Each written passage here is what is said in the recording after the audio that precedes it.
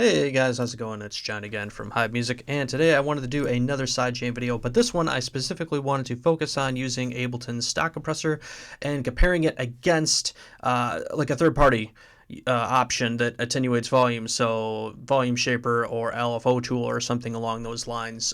So I've gone ahead and kind of pre-set up a template here to kind of show you real quick what I'm working with, what I did. I basically just got some tracks here, and basically it's just a little pad sound.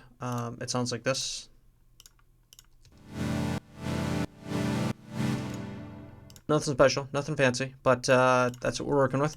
And I've created several instances of this, and each one has a different method or type of sidechain on it, if you will.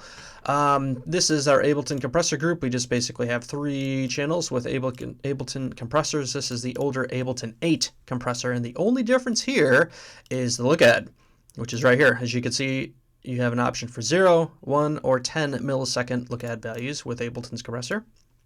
So I've got a channel for each respective one. We have 0, we have 1, and of course we have 10. Now, I also have an LFO tool and a volume shaper. Now, these are just kind of, I just tried to emulate the sound as close as possible real quick with what I was doing with the Ableton compressor. So these aren't exactly perfect, obviously, but they're pretty close. Unfortunately, I haven't upgraded this beyond Volume Shaper 4. I know that they're up to like Shaper Box now or something like that, but this behaves the same as their newer one, I'm sure. So for all purposes, this should just be perfect. And from there, I basically created a audio track for each one of these source tracks up here. And again, Ableton compressor with 0 look ahead, 1 millisecond, 10 millisecond look ahead, and an LFO tool and a volume shaper. And then these we'll get into later. These are additional LFO tools with some special stuff. So let's just kind of compare these. Let's bounce them down real quick. And everything's armed, so we should be good to go.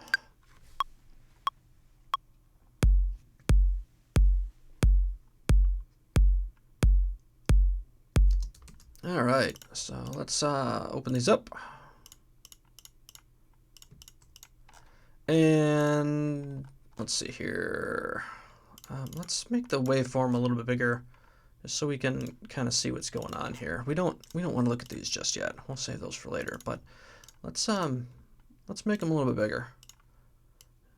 So let's really just kind of see what's going on here. And let's bring our kick down here. I mean, it's pretty obvious where our kick's hitting. Unfortunately, I decided to use MIDI. I probably should have used audio, but it doesn't really matter. It's the same thing. But we could see, obviously, our kick's hitting here. It's on the first beat. 4 on the floor type beat here. So pretty simple stuff. But what we're interested here is the beginning of the kick versus where our sidechain actually happens and what the sidechain is doing. Ideally, when the kick happens, when we get the kick triggering, we don't want the audio to be creeping past this. And as you can see, they all kind of do what you're hoping they would with the sidechain, which would be attenuating the volume or lowering the dynamics here. But they seem to be doing things a little bit differently. So it's interesting to me to see here. The Ableton stock compressors, again, 0 millisecond look ahead, 1 millisecond look ahead, and a 10 millisecond look ahead is doing exactly what you would expect. It's looking ahead to see the signal and basically compressing the signal down before the trigger, in this case the kick drum, is triggering the compressor.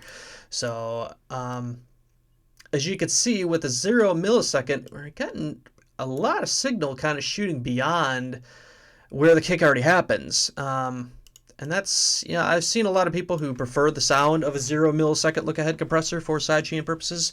For my style of music, personally, I don't really like how this sounds, and it's just kind of interesting to see what's going on here, just to see how much signal actually creeps past it without using a look ahead. 1 millisecond is a little bit better. I wouldn't say it's significantly better. Obviously, what you would expect, it's 1 millisecond probably before that. So, but the 10 millisecond, we're looking pretty good. As you can see, right when the kick would happen, there isn't a whole lot of signal here. I mean, obviously I didn't bring the threshold all the way down to nothing, so you're going to get a little tiny bit of signal popping through.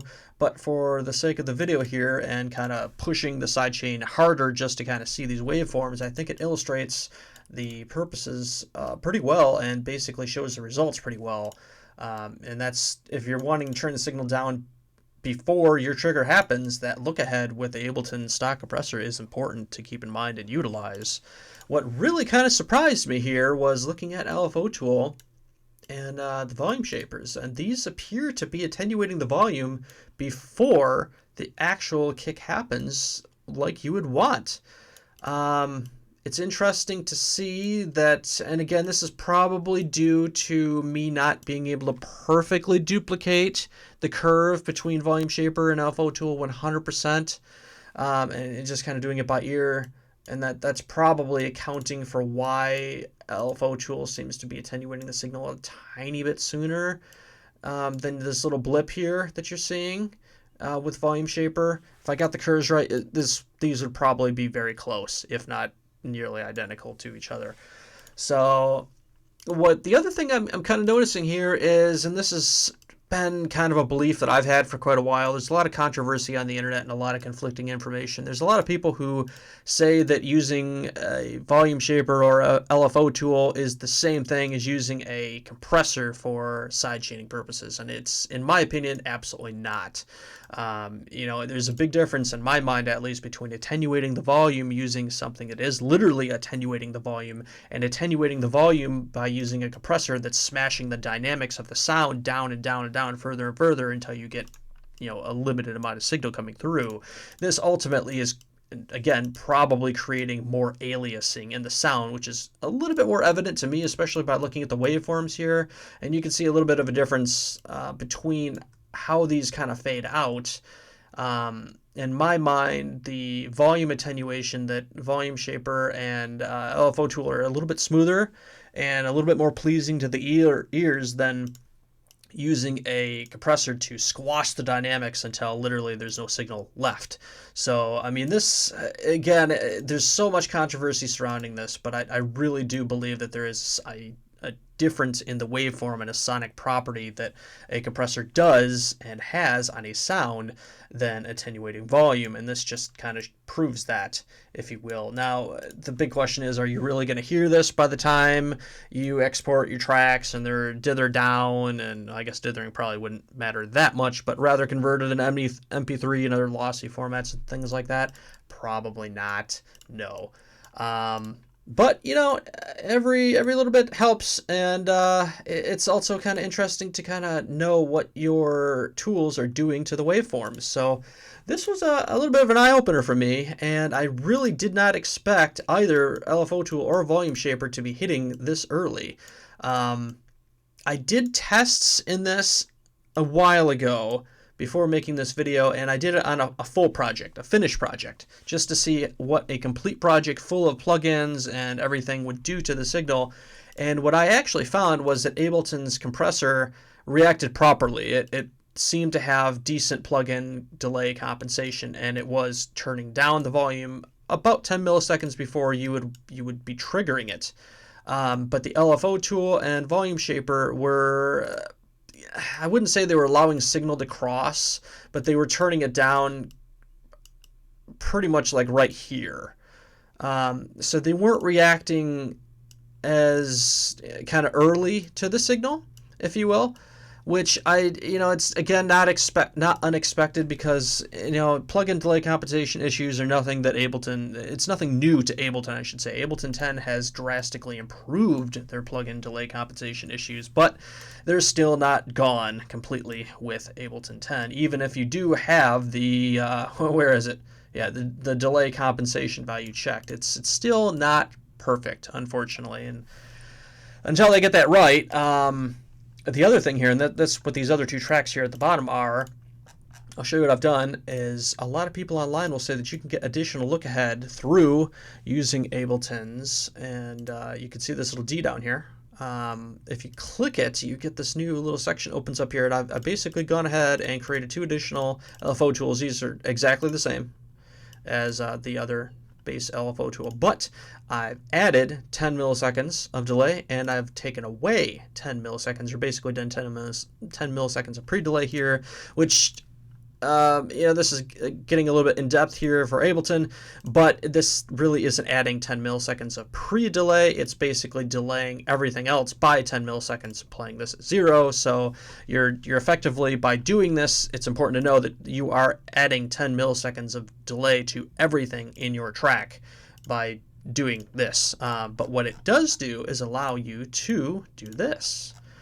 And as you can see, let's move our LFO tool down, and our volume shaper, or not volume shaper, excuse me, our Ableton LFO tool, stock LFO tool, and we'll have our 3 here that we want to look at. So let's compare. So as you can see here, with the stock LFO tool and its stock settings, it's attenuating about here. With our 10 millisecond, it's attenuating about here. So that's pretty close, as you can see down here. It's pretty close to about 10 milliseconds of delay. And then here, of course, you got to take into effect this additional time here. It's about 16, so 9. It's probably attenuating somewhere around here. And I don't know what this is about, but yeah, definitely using that trick up here to add, or rather remove, 10 milliseconds from the beginning of it. It's kind of fake look ahead, if you will, certainly does appear to work in Ableton, which is quite interesting and also good to know. Again, I swear I've tried this on a full project and it didn't work this well. So it's probably working this well because this is a very empty, unutilized project that I just kind of opened and created for the purposes of this video. I am going to absolutely do this on a full completed track just to see what all the additional processing I've used on an additional track will do to this kind of thing. And I'll probably create another video out of that just to extend upon this. I don't have one loaded up ready to go, otherwise I'd pop one in and show you. But personally for me, this has been kind of an eye-opener. I've always used the Ableton compressor, and then I was using the LFO tool. I kind of switched over to it for a couple weeks, and then ultimately once I was testing it out and got some kind of weird results from it, I actually switched back to the Ableton compressor. So I'm a little bit torn right now. I really did not expect LFO tool to perform this well. I really didn't. I really expected it to attenuate right about here and still let a little bit of signal creep through. But I always kind of appreciated the smoothness that LFO tool was giving me on the sound versus using a compressor to slash it down, or smash it down rather, not slash it down. So yeah, hopefully this gives you some ideas. I'm definitely curious to continue trying to experiment around with LFO tool, as well as trying to experiment around with it on a very full, heavy finished project, just to see if this still holds true or not.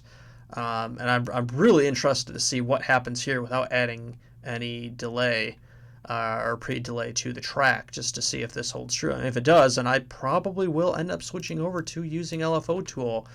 The only one major downside to LFO tool or volume shaper that, say, the Ableton compressor has natively built in is it's much easier to just kind of grab whatever and route it to, it's really easy to basically go into Ableton's compressor and just grab what you want to chain from, and you can do that for multiple. It's a little bit more difficult to route a single kick or trigger over to multiple iterations of LFO tool or volume shaper, but as you've seen in some of my other videos, it is entirely possible to do that. I think it probably is going to also affect the delay compensation by doing that, because you're routing so much other information across the DAW into other versions, or instances, I should say, of the plugin. So it's definitely something to keep in mind. I don't know, guys. I'm torn on recommending LFO tool or volume shaper for these purposes.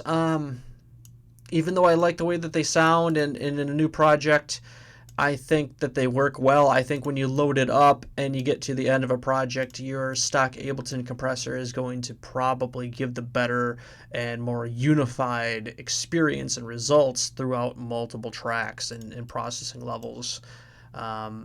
Something tells me that's probably the case. So, but we will approach that in the future.